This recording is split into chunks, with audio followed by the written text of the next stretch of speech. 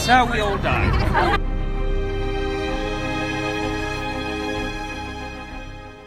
In the last episode, Incredibly Average walked us through the May 21st allegations, being the prelude, according to Heard, to her filing a restraining order against Depp a week later.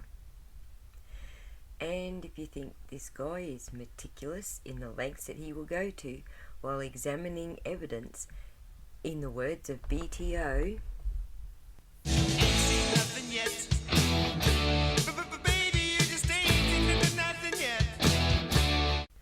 but don't worry, I'll give you plenty of warning when we start getting into the math. If you're enjoying his content, you can watch the unedited versions on his channel Incredibly Average, and I'll drop his link in the description, or you can follow him on Twitter under the handle @thatbrianguy. At the time he was making these videos, the UK trial was still unfolding, with new transcripts and evidence being dropped every day. Simultaneously, the US trial was just firing up, also with new motions and statements, and between the two lawsuits, we discovered that 3 alleged incidents had suddenly ballooned into 14.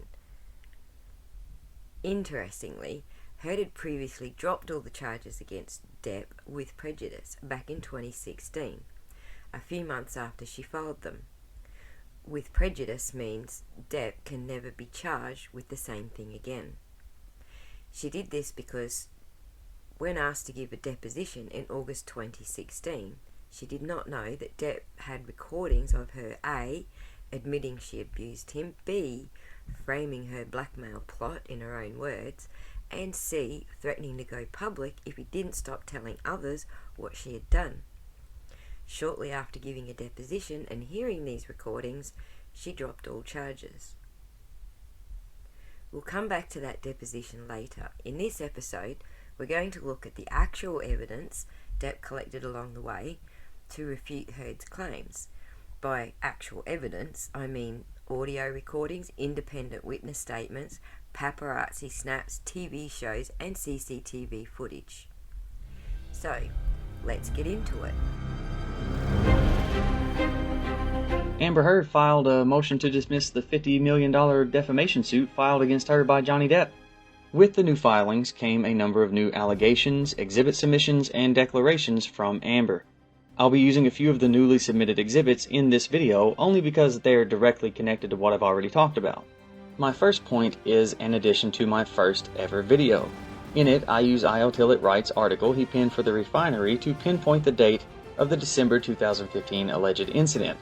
Also, I want to briefly point out that I was right, as it was finally confirmed by Amber in her new filings to be December 15, 2015. In the article, I.O. talks about seeing the aftermath and injuries claimed to have been suffered by Amber Heard at the hands of Johnny Depp. He would go on to say he watched Amber go on national television the next night, smiling through a bloody lip. Amber alleged on the night before appearing on The Late Late Show on December 16, 2015 that she feared for her life at the hands of Johnny Depp. She and I.O. claimed that Johnny tried to suffocate Amber, ripped multiple chunks of hair from her scalp, struck her repeatedly, and used his entire weight to smash her face with his head, nearly breaking her nose. The new filings add even more acts of violence, but we'll go over those a bit more down the road. By the way, I'm still looking for the visible evidence of these horrific injuries. From the looks of it, aside from looking a bit tired, I see no busted lip or even anything close to a laceration or open wound on it. I see no swelling on the face and certainly not on the nose, which was said to be nearly broken less than 24 hours earlier, and no clumps of hair missing, and yes, I'm aware the hair could be styled a certain way to mask that. However, no amount of makeup can hide what would have been inevitable swelling from such impact. But we can get more into that as we go over the new filings in later videos. Now, I know this is something that plenty of people have pointed out already, but there is this screenshot from a high-quality clip of the episode showing Amber voluntarily scrunching up her face and nose while telling a story. This act doesn't definitively prove her lack of injuries, but logic and common sense have to play a role in this. If you've had someone smash your nose, nearly breaking it with their head using their full body weight, it would be very difficult to make this face without a notable reaction from the pain and discomfort, if not making it impossible altogether. I made sure to point out that this screenshot comes from a high-quality clip because it's all I could find online, a couple of clips from the episode.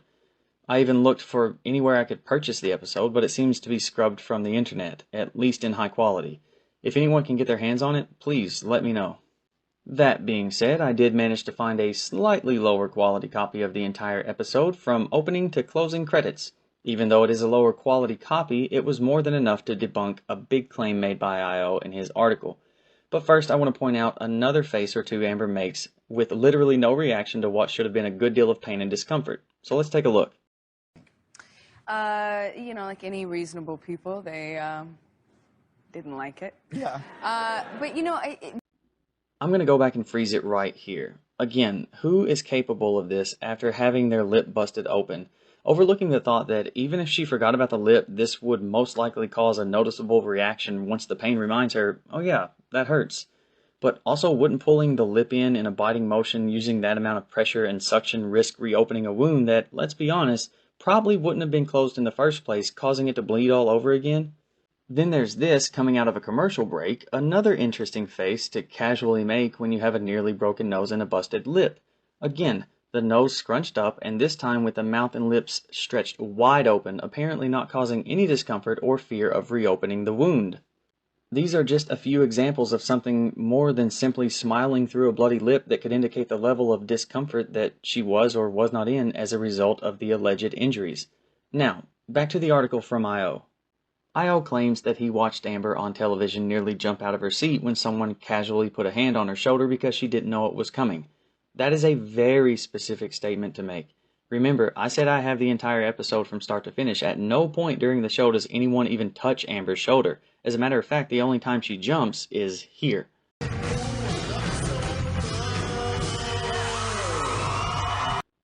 Let me slow that down for you. Do you see anyone touch her shoulder? Yeah, me neither. In fact, I very specifically see James sit down in his chair and without noticing causes the armrest of the chair to push down on Amber's hand, pinning it on the armrest of the couch.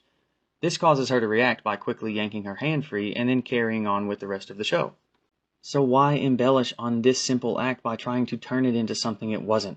Why lie about someone even touching her shoulder or that she nearly jumped out of her seat because she didn't know it was coming when none of those things happened? And that's exactly what I'm calling it, an outright lie, possibly to convince people of some sort of trauma or PTSD that simply wasn't evident, so he had to make it up, thinking and hoping no one would find out the truth and put it out there.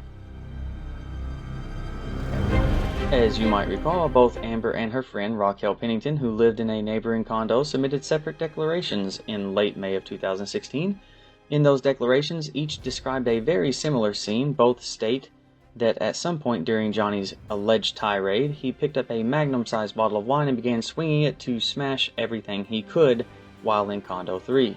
They go on to say that he would smash things in the hall, including a wine bottle, before going into Condo 5 to continue screaming and breaking things.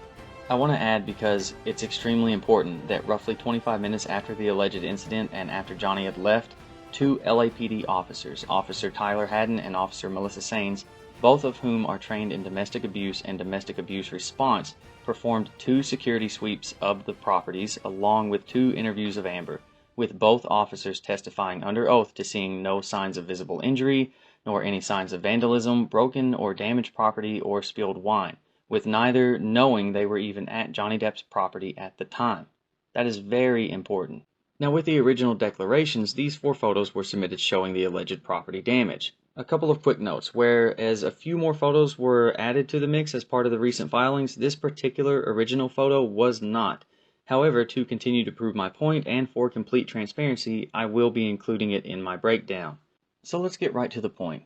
Amber and Raquel both claim Johnny destroyed and smashed everything he could in Condo 5 and on the first level of Condo 3. Condo 3, of course, being Johnny and Amber's primary residence, while Condo 5 served as a guest condo, Amber's closet, and at this time in 2016, Raquel's bead business. The latter, by the way, only recently admitted by Amber in the recent filings and since my last video. I plan to prove that even though they claim Johnny destroyed both Condo 3 and 5, there is not one, I repeat, not one single photo depicting any damage done to Condo 3. Let's start with the easiest.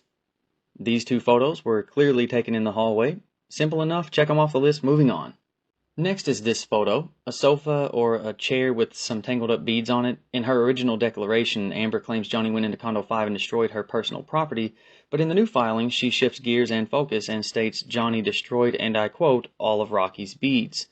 This is the only photo submitted showing the bead damage. Apparently, beads share a similar characteristic as the slinky. Once you twist them up a bit, they're essentially worthless. Nevertheless, this proves this was taken in condo 5 and not condo 3.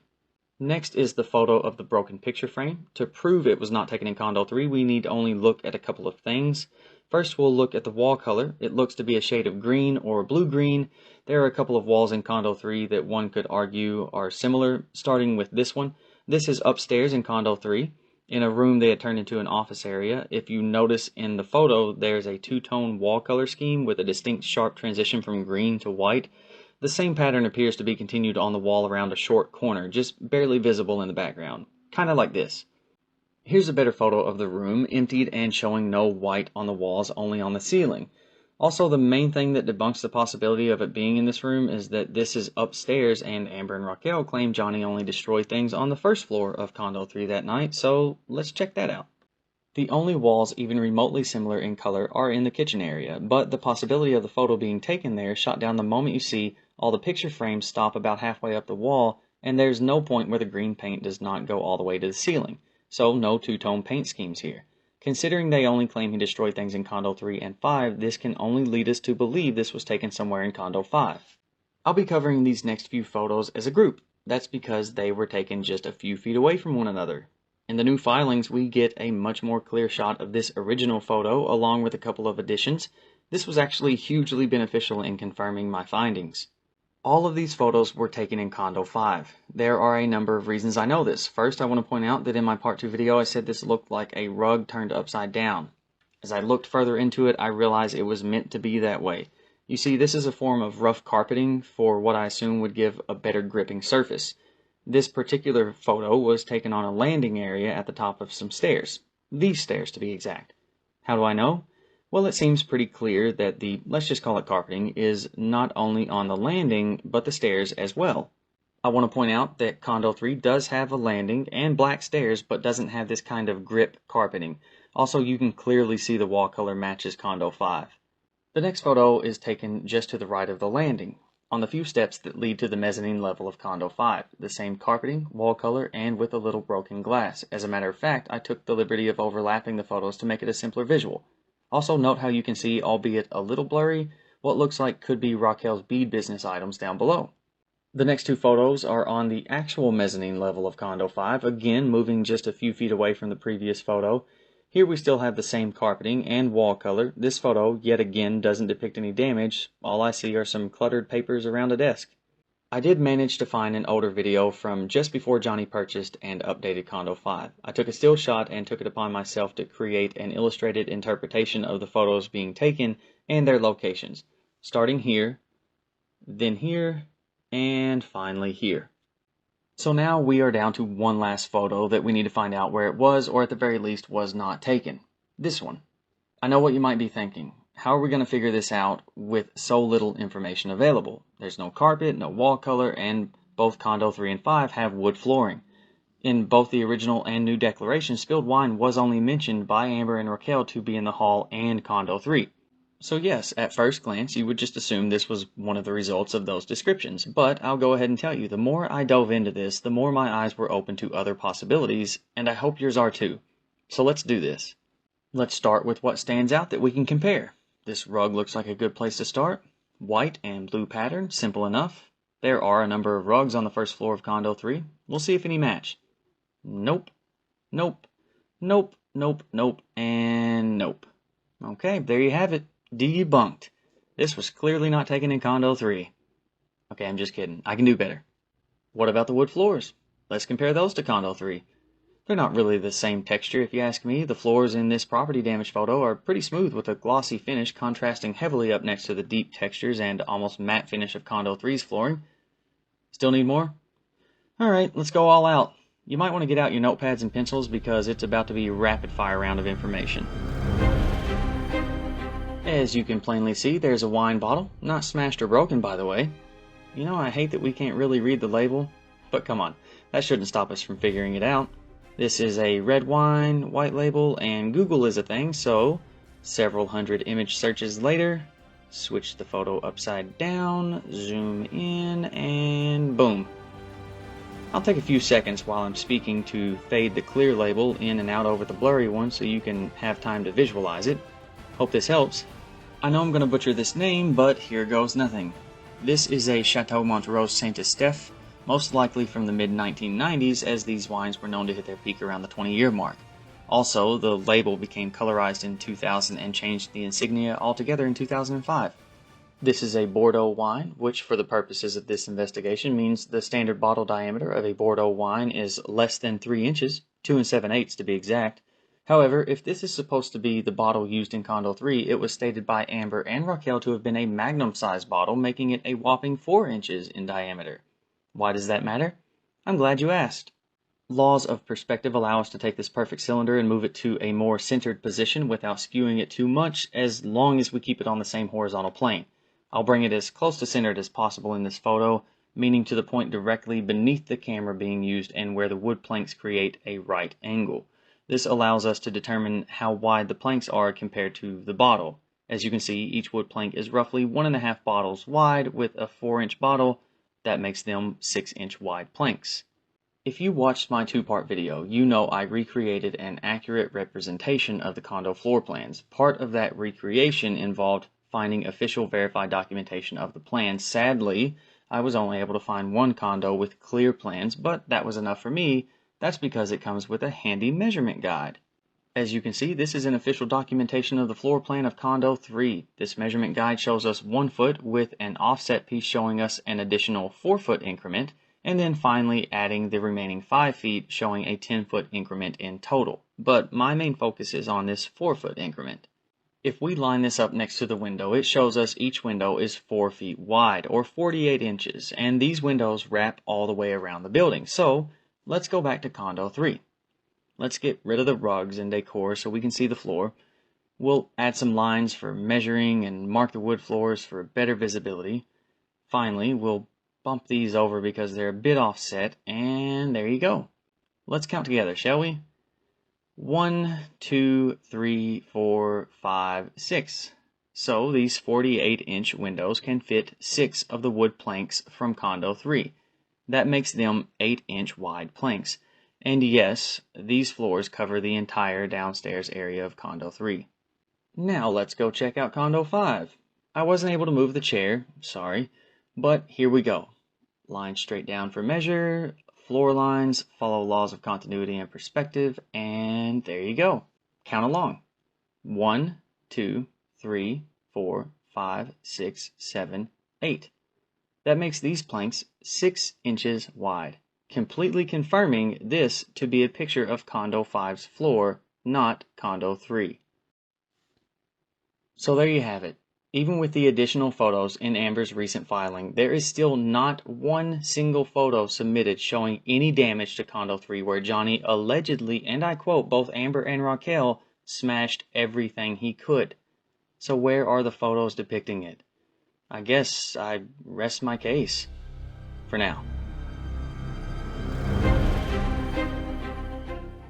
As you may or may not know, Johnny Depp is currently suing ex-wife Amber Heard for defamation for her op-ed she penned in the Washington Post, stating that she is a, and I quote, public figure representing domestic abuse.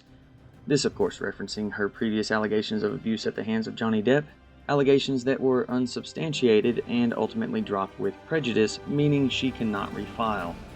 Since the beginning of the defamation suit, Johnny has amassed 87 surveillance videos, 31 witnesses and counting, and an ever-growing list of evidence, all of which not only proving he was never abusive to Amber, but that she was the actual abuser in the relationship. Amber always publicly stating that she will not be silenced, especially when seeking justice, filed a motion to dismiss the case, a motion which failed. Make of that what you will. It should also be noted that, along with Amber's motion to dismiss, she submitted no new witness testimony. Her only witness as of the time of me recording this is Amber herself. Now, she did resubmit her 2 previous witness declarations from 2016, those 2 being her close friends Io Tillett Wright and Raquel Pennington. I use the word witness very loosely because neither have testified to have seen Johnny be abusive at any time. Publicly, only a few of the 87 surveillance videos have been seen so far, thanks to certain media outlets who were willing to cover them, and to all the people on Twitter and other social medias who were willing to share and discuss them. Some of these surveillance videos, like many of the currently available witness testimonies, deserve their own video breakdowns and analysis. Of these testimonies, there are witnesses who testified to Amber being without injury following any of her allegations of abuse, Johnny not being abusive in any way, Amber confessing to them the abuse she committed against Johnny, and some even witnessing firsthand Amber physically, verbally, and emotionally abusing Johnny Depp, even documenting his injuries. As I said, so many of these deserve their own complete breakdown, some of which I have plans to do in the future, especially Amber testifying and admitting under oath to multiple violent and abusive assaults against Johnny. Yes, you heard me correctly. That actually happened. My goal here is to work our way from the events of May 21st, 2016 to May 27th and beyond if necessary, and to use these testimonies, various surveillance video clips, hard evidence, and a little common sense to help demonstrate what I believe to be the more likely scenario and situation that occurred that week. In this video, I'll show you security surveillance footage from the Eastern Columbia building in Los Angeles where Amber and Johnny resided at the time of the allegations made by Amber in May of 2016. I'll be breaking down the footage, identifying who and what can be seen, what cannot be seen, comparing it to other video surveillance footage from the same week, citing witness testimony relating to the footage, and also use other pieces of evidence to show how I make sense of it, and hopefully help you better understand it as well. I will keep all observations and speculation, as always, rooted in facts. So here we go. I suppose the best place to start is at the beginning, then bounce around as necessary. Amber Heard alleged that on Saturday, May 21st, 2016, Johnny Depp threw a phone at close range as hard as he could, which struck her in the face, then proceeded to pull her hair and grab and strike her face violently and repeatedly, causing injuries described by Amber and Raquel as red, bruised, swollen, and getting progressively worse as time went on, leading to these alleged injury photos claimed to be taken on that night and throughout the week, until this very public courthouse outing on May 27th, just one day before the alleged injury, along with her somber demeanor, disappeared altogether. I could spend an entire video comparing each of the photos to the next and pointing out how none of these alleged injuries are consistent with each other, and in time, I might do just that. As I was saying, Amber's first public appearance that week did not come until May 27th, but it wasn't the only time she was photographed that week. On Sunday, May 22nd, less than 24 hours after Amber alleged she was abused, leaving her with a bruised and swollen face, this picture was taken and posted to Instagram by Amber's friend, Amanda de Cadenet. On that day, Amber was attending Amanda's birthday party. As you can see, some of Amber's hair is covering a portion of her face, that portion being on the right side, the side in which the alleged injuries would later be displayed. I know what you're probably thinking. Was this coincidence or purposely done?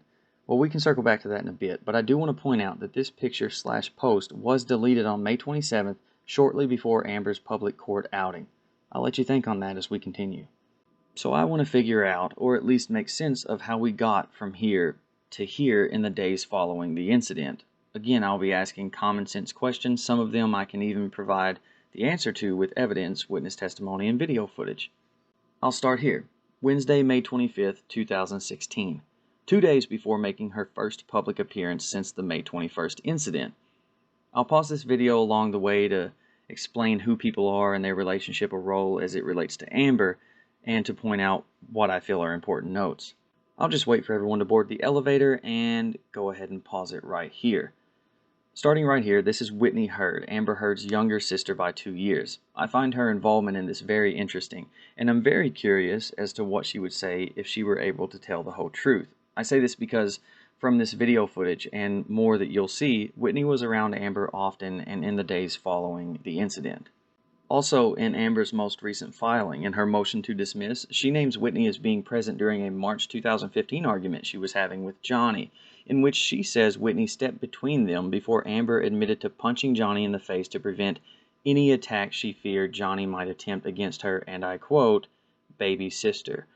Amber included a snippet of her 2016 deposition in which she admits to this, and yes, these are actual faces she made while telling the story. Interesting, though, that in Amber's recent filing, she lies by saying this protection of her baby sister was the only time she ever hit Johnny. She seems to have left out the parts of her deposition in which she admits under oath to multiple attacks against Johnny and refusing to answer under oath if she was ever abusive to her baby sister, Whitney. But that's okay. If she doesn't want to go over it, I will in the near future. So I can't help but find it intriguing that her baby 30-year-old sister wasn't on her witness list in 2016 and has yet to give any testimony. Moving on, this is Raquel Pennington, one of Amber's best friends and a neighbor at the time of the incident. She was living in one of Johnny's 5 penthouses rent-free with her then-fiancé, now ex-husband, Josh Drew. You may recall Raquel's 2016 declaration being a primary talking point of my 2-part video, The Questions You Should Be Asking. Okay, so here we have someone I've previously mentioned in this video, Amanda de Cadenet. Yep, the same friend whose birthday party Amber attended less than 24 hours after the alleged May 21st incident. Another name not on Amber's 2016 witness list, nor to my knowledge has she given any sort of testimony. Next, we have a disheveled-looking Amber Heard, still the only one standing outside of the elevator. And finally, we have Melanie Iglesias. I hope I'm pronouncing that correctly. This is another good friend of Amber's, but her friendship with Amber isn't what I find to be the most interesting fact about her. What I do find interesting is that she is a professional makeup artist. She was also named by Amber in her recent filing, most prominently when describing the December 2015 incident in which Amber alleged she received the worst beating of the relationship, one which caused her to fear for her life. If you recall, Amber claimed that Johnny punched her hard repeatedly, pulled clumps of hair from her scalp, tried to suffocate her, and using his entire body weight, headbutted her in the face, nearly breaking her nose, causing it to bleed on impact, busting her lip open, and blacking both eyes. Melanie was Amber's makeup artist for her appearance on The Late Late Show with James Corden the next afternoon, again less than 24 hours later. She even took to Instagram to post about it. To this day, I have seen no testimony from Melanie. But it should be noted that several people have testified that Amber had no such injuries the next day in December and the days that followed, including estate manager Kevin Murphy and Amber's own stylist Samantha McMillan, who both testified to having seen Amber close up and without makeup with absolutely no sign of injury the day after the alleged brutal assault. Security member Travis McGivern, who escorted the family to the airport for their Christmas getaway to Johnny's Island, testified to have seen no sign of the devastating injuries or sign of any injury on Amber.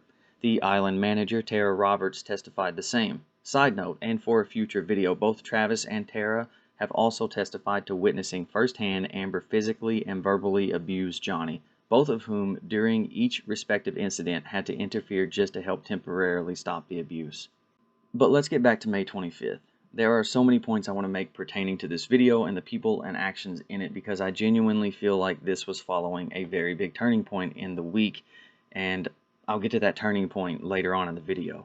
First, let's rewind a few seconds. I want you to pay attention primarily to the actions of Amber, who seems, in my personal opinion, disheveled and seeming a bit, what's the best way to put this? Mentally out of sorts, disconnected, confused, or even potentially under the influence.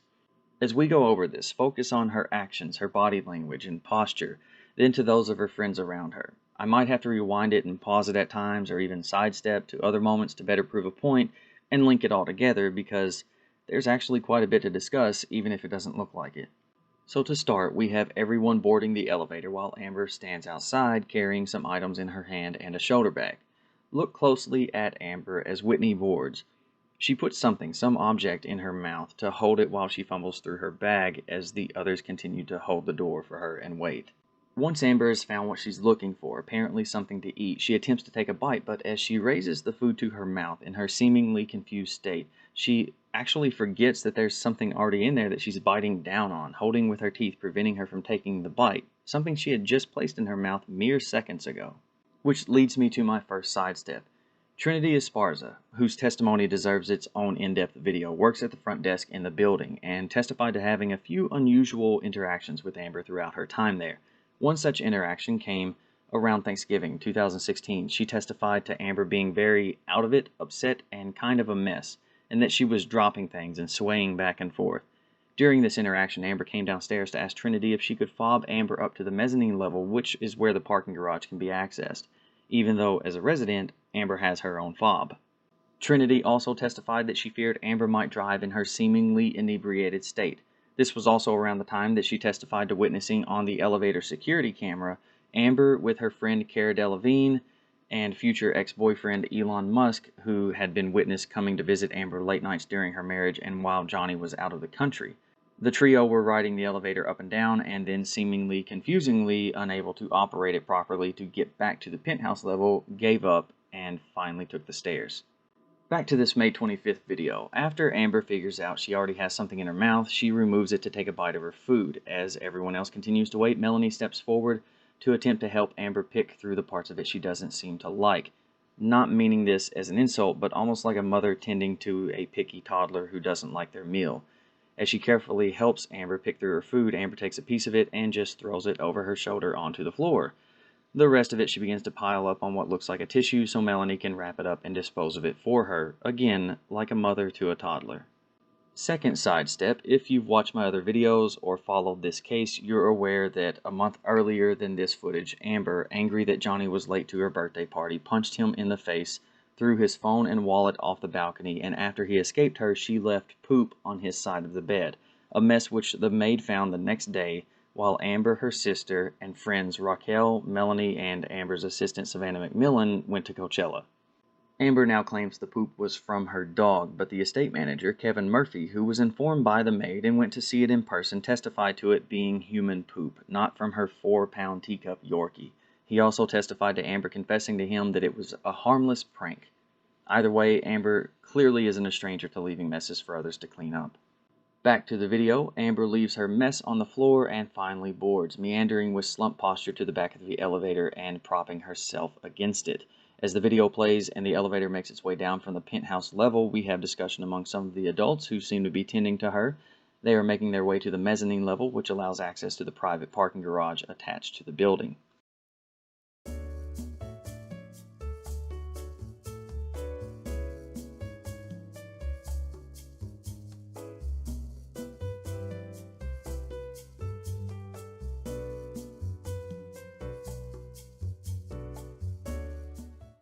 When the doors open on the mezzanine level, Amanda de Cadenet peeks out and looks both ways as if to see if the coast is clear. She stands in the hallway while others hold the door open as more discussion is had.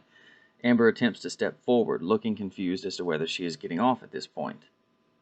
Amanda gets back on the elevator as they've decided now to go down to the first floor, which houses the main lobby. It looks like along the way, as everyone turns toward Amber, more careful discussion and perhaps instructions are being given directly to her. There are a few chuckles and smiles as they go, and upon arrival, Amanda departs. Amber, again seeming confused, attempts to leave the elevator but is held up and staggers back. As Melanie re-enters the elevator, Amber again attempts to leave it, only to be stopped for a third time. From here, Raquel uses the fob to operate the elevator, Melanie and Whitney have a good laugh, and the group finally departs on the mezzanine level. Amber would appear in public 2 days later, outside of an LA County court, still looking just as confused and even more solemn, sporting a now very visible dark mark on her right cheek, which was meant to be a bruise from her alleged injuries days earlier. Which leads me to my next point and a bit of a biology lesson. This is a chart and description by medicalnewstoday.com showing the common life cycle of a bruise. So before I even get to the testimony and video evidence, I just want to point out that we are being led to believe that a phone being thrown as hard as it can be at Amber's face and then being repeatedly violently struck in the face caused not only these distinctly different variations of marks, but went from red and swollen to blue, black, or purple to green to brown to gone in just under 1 week. Okay, with that out of the way, let's get to the video and testimony. Assuming that this was the day before the mark completely disappeared from her face, it's safe to say that any time during the days before this, the mark would have been larger, darker, and much more discolored, and certainly more noticeable. So has anyone come forward yet to testify that they saw injuries to Amber's face during the week leading up to this? No, they have not. Quite the opposite, actually.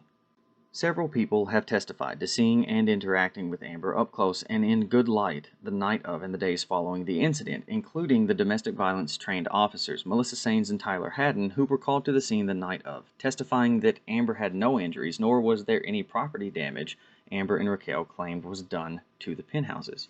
Then there is neighbor Isaac Baruch, I really hope I'm pronouncing that correctly as well, who saw Amber the day after on May 22nd and more days that week. Also testifying that Amber, appearing to be completely makeup-free, had absolutely no marks, swelling, or injury of any kind during his face-to-face interactions with her. Also testifying to seeing Amber up close with no sign of injury was Cornelius Harrell, who works as a concierge at the building's front desk. And then there's, of course, Trinity Esparza, who testified to seeing Amber in person, up close and in good light, and also on surveillance cameras on May 23rd, 24th, and 25th. Every interaction testifying to seeing Amber without any injuries or marks before seeing Amber on the day she made her public appearance outside the LA court on May 27th. And we'll go into that in much more detail with some footage that coincides with their testimony shortly. But finally, we have one more witness who has recently been thrown into the mix. James Franco. Yes, that James Franco. And here's why. As you can see, this footage was captured on May 22nd, 2016 around 11 p.m., the night following the incident. Here we have Amber late at night barefoot in a nightgown and overcoat taking the elevator down. Make note of how she seems to be deliberately attempting to hide her face with her hair and turning her back to the camera. She seems very aware of where it is on the elevator.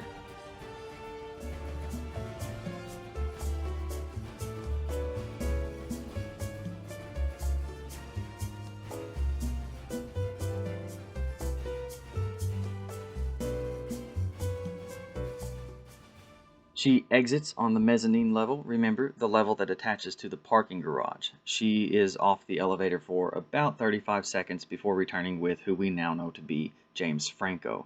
Notice how he keeps his head down and walks straight to the camera in the corner before turning away from it, while Amber backs up to him as to not be seen by the camera either.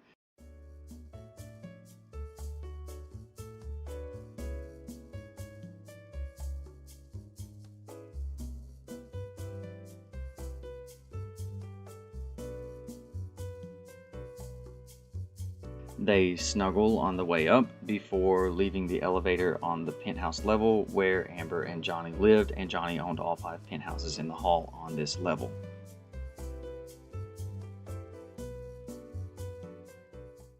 Something I want to point out. I went back and paused it here because as Amber is turning to enter the elevator, she must have momentarily forgotten that her face can be seen. Her smiling face, showing no signs of marks, bruises, or injuries she claims to have suffered the night before. Adding a high-profile witness does make things a bit more interesting. However, I'm not holding my breath that Franco will do the right thing and tell the truth about a then-married woman he was seemingly having a secret affair with, and who probably has more dirt on him than we know. After all, this is the same James Franco who has been repeatedly accused for years by multiple women and girls of sexual predation, assault, and misconduct. Oddly enough, this is the only time Amber attempted to hide her face from the camera she clearly knows is there. Not because of her alleged injuries or lack thereof, but because she was sneaking another man into the penthouse.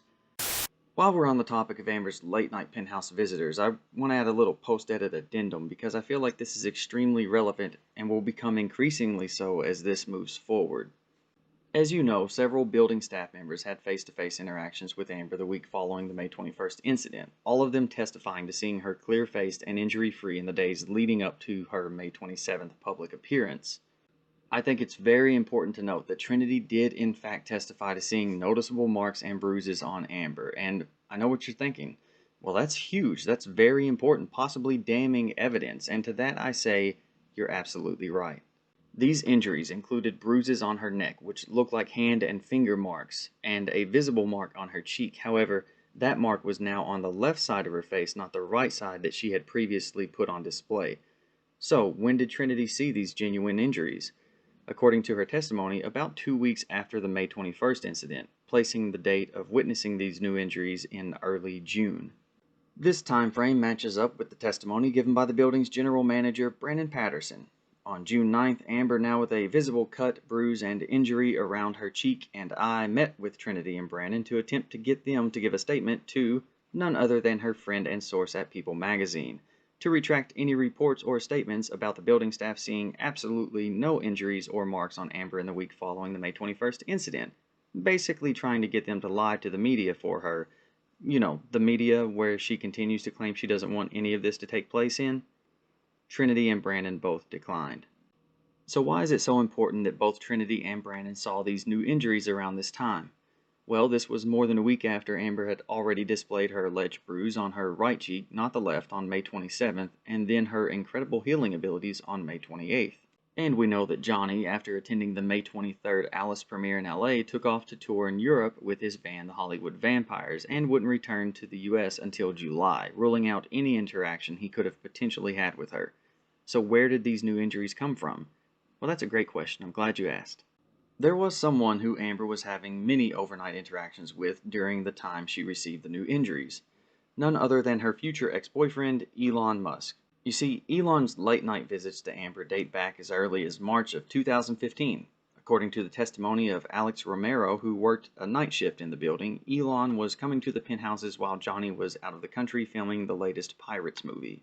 These secret visits happening late at night, usually around 11 or midnight. Alex's shift would end at 1 a.m., at which time Elon would still be in the penthouse with Amber. So how often did Elon make a habit of coming to see Amber while Johnny wasn't home? Well, according to Alex's testimony, a few times a week. This testimony mirrors Trinity's when she was asked if she could recall other times Elon would visit Amber. Her answer was simply, "There are many times." So did any of these visits happen to fall around the time that these left cheek injuries and neck bruises appeared? Yes. According to Trinity's testimony, she personally fobbed Elon to the mezzanine level where his car was parked the morning after he had spent the night with Amber. I say this because, according to their testimony, per Amber's instructions, Alex Romero opened the garage gate for Elon the night before while on his 4 p.m. to 1 a.m. shift, and Trinity let him out the following morning during her shift. Trinity even described his physical appearance as looking tired, with messy hair like he had just woken up. So when was this specific visit? Well, Trinity testified that this visit occurred sometime during the week of May 21st or during the following week of May 28th. In trying to recall, she said she thinks there were several times Elon did this during this span of time, which makes sense considering that he visited a few times a week whenever Johnny was away, and with Johnny being in Europe with his band, he was definitely away. By using sworn testimony, we've discovered several of these late-night, overnight visits by Elon to the penthouse, even placing him there the week starting May 28th, a week ending in early June, roughly 2 weeks after the alleged incident, the same time that Amber would be seen with her new injuries, a very visible mark on her left cheek this time, and bruises resembling hand and finger marks on her neck. So throughout their relationship, after interactions with Johnny, nobody saw marks or bruises of any kind on Amber, but after interactions with regular visitor Elon, noticeable marks and bruising. And before you say, okay, but do you have more proof? I'm getting to that. As you may know, Amber and Elon would later become an on-again, off-again item for the next couple of years, but were clearly hanging out publicly during the summer of her abuse allegations. In July of 2016, they were staying at the same hotel in Miami, with Amber and her sister Whitney even using Elon's room, for privacy, of course, or so they say. The future couple would then be seen leaving the same club in London on August 3rd, 2016. And next we have a shot of Amber arriving back in LA on August 12th, a day before she finally showed up for her deposition and just a little more than a week after being spotted with Elon.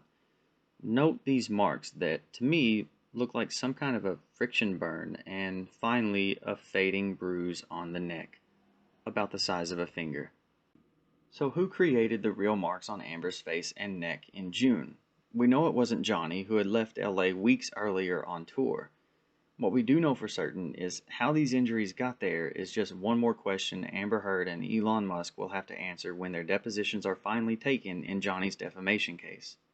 And now back to Amber sneaking James Franco into the building on May 22nd. Just earlier that day, less than 24 hours after the alleged incident, Cornelius Harrell had interacted with Amber face-to-face and up close. He testified to have interacted with Amber around 1 p.m. on May 22nd, and that if she was wearing any makeup, it was very minimal, even going as far as to say she looked refreshed and radiant. He also testified that she did not appear to be injured or have any signs of injuries, and that nothing about her face was out of the ordinary. As a matter of fact, I'm going to play a series of never-before-seen surveillance videos showing their interaction on that day. Here we have Amber entering the elevator alone on May 22nd around 1 p.m., again less than 24 hours after the incident. Note that she is making no attempt to cover her face as she enters, nor is she placing her back to the camera in order to hide it, just casually writing it down as she uses her phone before exiting on the first floor where the front desk is located.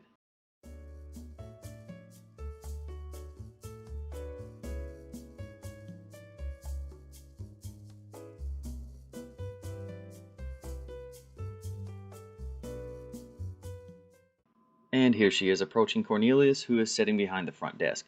You can see that the lighting is very good and that he was telling the truth when he testified that he saw her and observed her in good light and up close with no marks or injuries.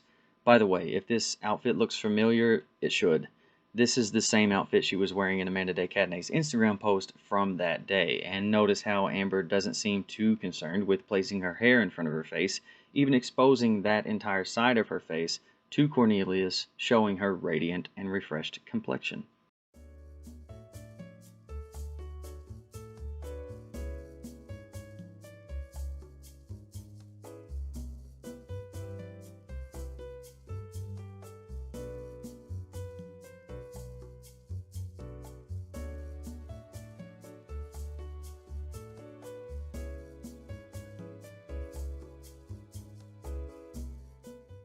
According to his testimony, she was there to pick up a package, and here they are, entering the package room. Cornelius testified that she had a number of packages waiting on her, but was only there to pick up a specific one, wine.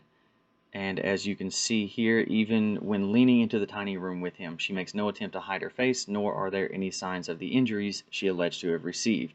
And during this entire interaction, Amber seems to be alert, talkative, and in good spirits. From here, she gets back on the elevator and takes it up to the mezzanine level.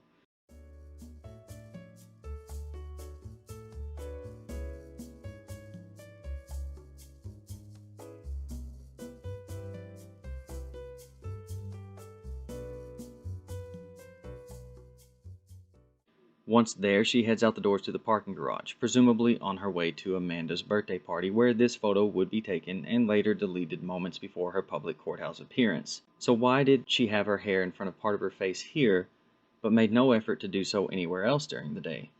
Is it just the way the hair fell before the photo, or was it purposely done? I'll give my thoughts during my final rundown of how I believe this week actually went. Next, we have this footage from a couple of days later, Tuesday, May 24th, just 3 days after the incident, and also 3 days before her public outing, and when one might expect her alleged injuries or bruises to be at peak visibility. This footage was originally reported on by theblast.com. Here we see Amber, Whitney, and Raquel taking the elevator down to the first floor a little after 9 p.m. As you can see, not only does Amber not try to hide her face, she actually has her hair pulled back, exposing what looks to be a makeup-free right side of her face with zero signs of injury, again with everyone seeming to be in a good mood.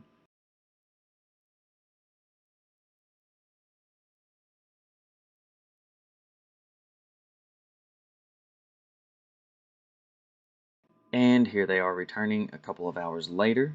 Sometime after 11 p.m., Amber's hair still behind her ear, exposing her uninjured face. Everyone seeming to have a good time. Raquel carrying a very large bottle of wine that has already been uncorked, I'm assuming because they had already been drinking from it.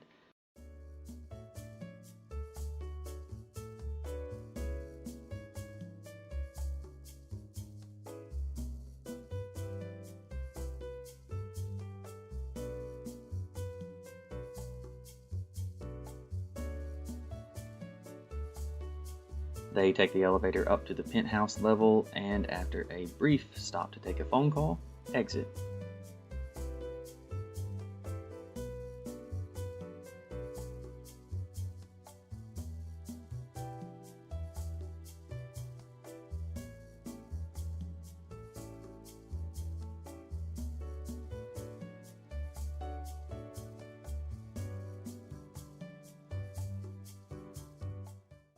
I do want to back this video up really quick to these couple of playful looking screenshots. Trinity Esparza, when recounting what she saw in surveillance footage that night, testified to having witnessed this take place, and also something from the mezzanine hallway camera as the women came back and just before the elevator door opened.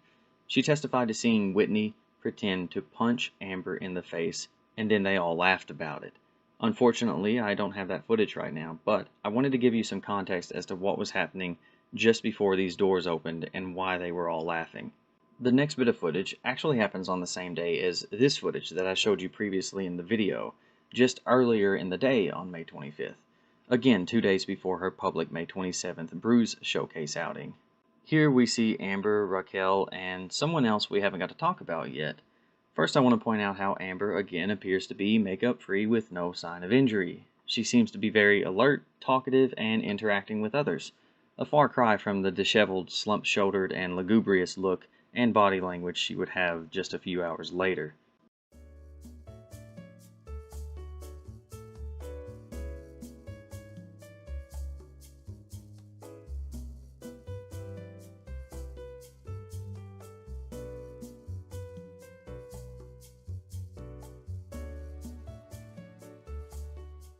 Once Amber exits and her friends wait by the elevator, she approaches the front desk where Trinity Esparza is sitting. Amber is giving the penthouse key to Trinity so she can give it to the housekeeper for her. So here we see Trinity Esparza witnessing Amber up close and injury-free on May 25th. Trinity also testified to having seen Amber on May 23rd and 24th injury-free as well, although it's worth noting that Trinity finally did see Amber with what seemed to be injuries on May 27th, the day Amber went to the LA court to seek her DVRO. However, the injury Trinity described was not this round, brown-looking bruise on her cheek, but rather a red and pink mark and cut around the eye, a much closer resemblance to this alleged injury.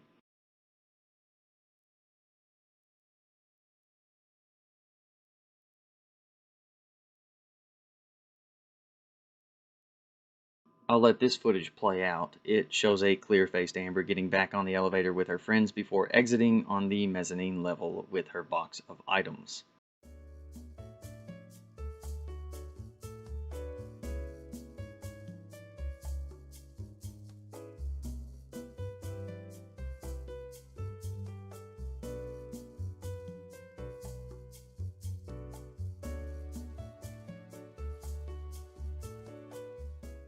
Now I want to talk about this friend of Amber's. Her name is Laura Devenir.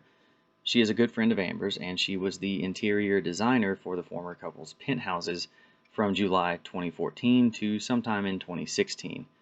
She has recently given her testimony. She testified that she was with Amber frequently on the days following the May 21st abuse allegations, including at least May 23rd, 24th, and 25th. She also testified to seeing Amber on those days with absolutely no signs of abuse. In fact, she testified to having never seen Amber at any point in time have any signs of abuse or injury, and even though she also knows Raquel Io and Amber's sister Whitney, that none of them have ever mentioned anything about abuse. I cannot stress enough that this is a friend of Amber's, who still considers her a friend to this day. I want to point out that in all this footage, we see no signs of injuries on Amber. And before you say, well, what about this dark, shadowy looking spot? Well, that's exactly what it is. A shadow that grows and shrinks, disappears and reappears in concert with the light around it and her movements. Just look at this one, for example. You still think it's a bruise? Well, you shouldn't, because that's Whitney, not Amber.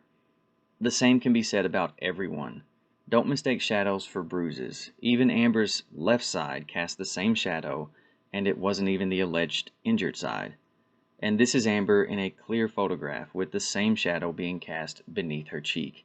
So how did we get from here to here and back again? Well, allow me to explain how I see it using evidence, testimony, footage, and a little common sense. I know this has been long, but bear with me. I'll make this as quick as I can, but I gotta do it right. Keep in mind, this is what I believe happened, based on all the facts available, and there are a lot of facts out there at this point.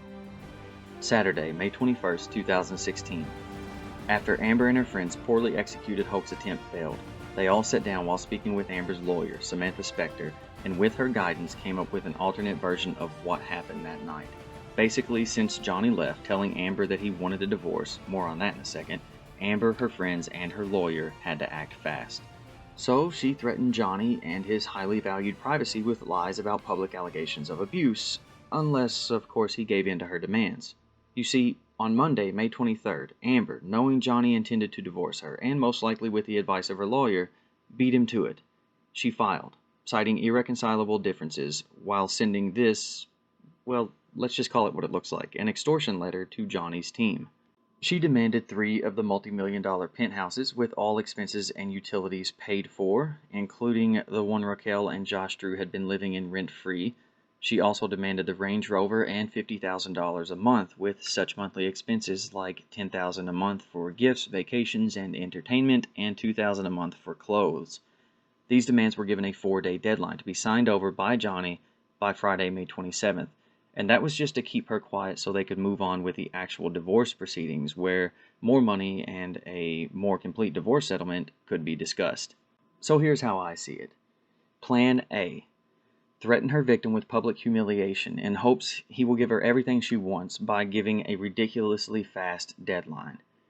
In the meantime, she lived her life, going to parties, drinking, dinner, hanging with friends and secret lovers, just everyday stuff, walking around seemingly confident that this would work, making sure to cover her face in photos just in case the hoax ever had to be taken that far, but not really banking on it. Also not banking on what surveillance videos, neighbors, building staff, and friends would testify to seeing or not seeing. Plan B, try to win Johnny back, or at least sweet-talk him and blame others for the extortion letter in hopes that he'll sign it in time. I say this was Plan B because that's what Amber attempted. Just hours after this late-night footage you saw, Amber texts Johnny early in the morning on May 25th.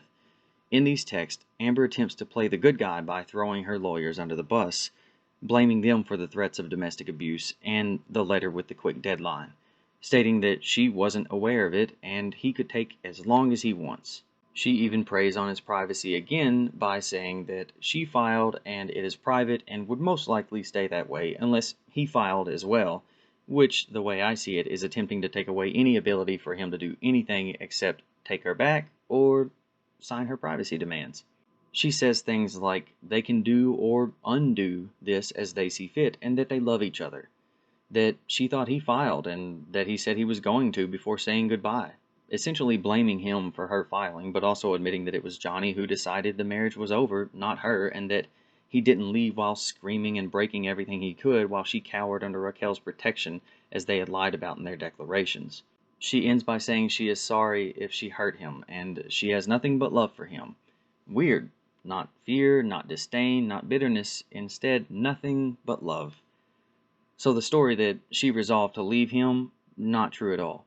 She was actually attempting to get him back while also painting herself as an unwilling, unknowing participant in this abuse and extortion hoax, in hopes if he did end up leaving her, he would see her as a loving, caring wife and still hopefully give her everything she demanded because, well, she had already filed and the letter had been sent, so her hands were tied, right?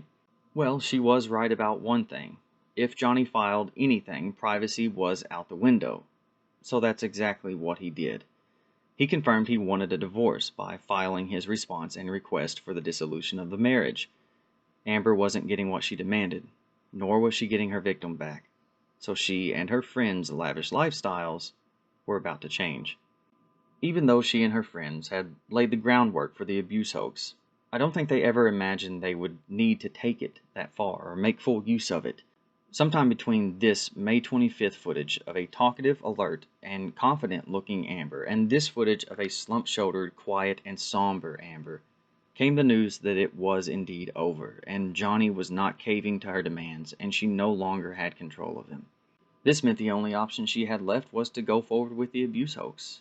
Enter photographer friend Amanda Day Cadenet and makeup artist friend Melanie Iglesias.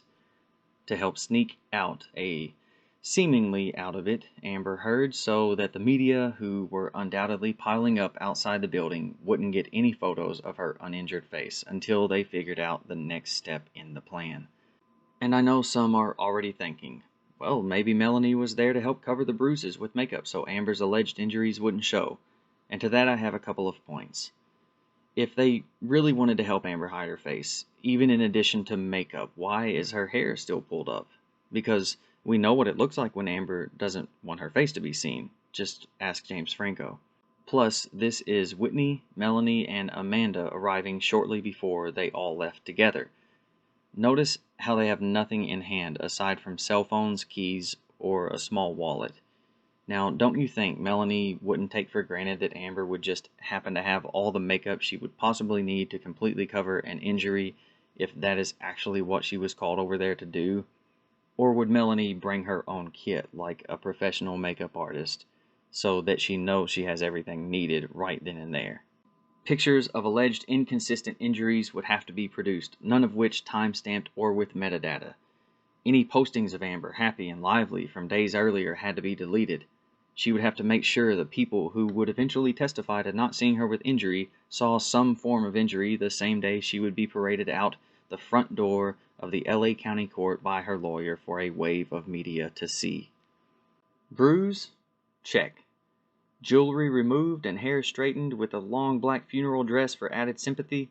Check. Sad, confused, and tired-eyed expression? Check. Best friend ducking down so the media can get a good shot of you crying? Well, for a little bit anyway. Check. Almost immediately, new articles ran with her allegations. Social media platforms were calling for a boycott of Johnny's new Alice in Wonderland film. Both celebrities' names were trending, Amber's for support and Johnny's for those calling to cancel him. And just like that, overnight, things changed. The very next day, after meeting with her lawyer, her alleged injury was completely gone. Her somber demeanor vanished, and she cackled, clutching Raquel closely as they laughed maniacally down the sidewalk. The hoax had worked. When she couldn't just quietly, privately control him to give in to her demands, when she couldn't win him back, when it was obvious he had had enough and was done, she shifted gears, played the part of the victim, wrongfully painted him as the abuser for nearly 3 years, and by stepping on the backs of real victims in the wake of the Time's Up and Me Too movements, attempted to ruin him. Johnny denied then and continues to deny Amber's allegations of abuse.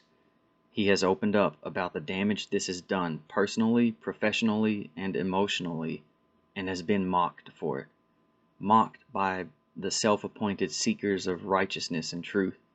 Mocked by those who would rather kick a man while he's down for a good laugh and social media likes than listen to what he has to say. But I can see the conversation shifting. A conversation that includes all victims.